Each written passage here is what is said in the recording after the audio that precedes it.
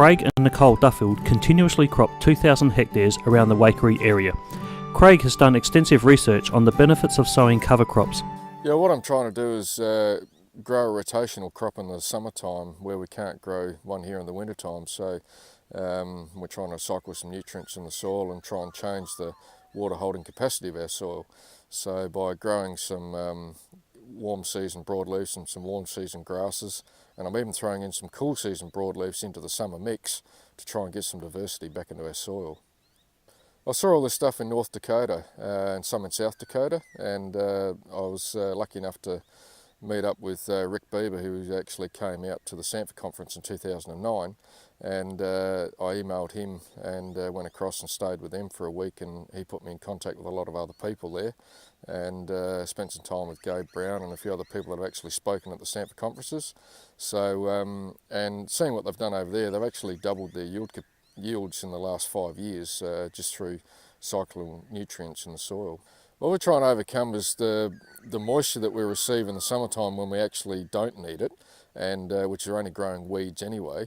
We might as well be growing something in there that actually can be feeding the bugs under the soil and start to build organic matter in the soil at a time when we're not using the soil.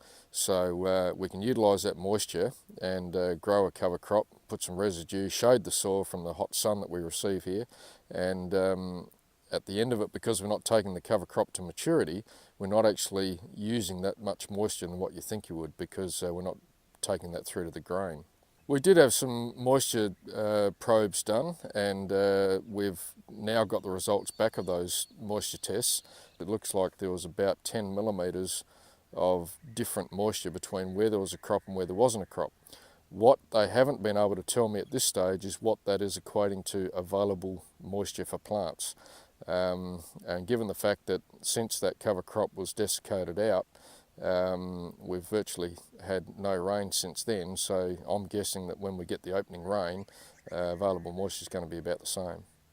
Well, it can provide two benefits. One, we can get a rotational crop in the summertime when we haven't actually got anything growing. And the other thing is, once we get into the system and running after a couple of years, I think we can actually provide a food source for livestock.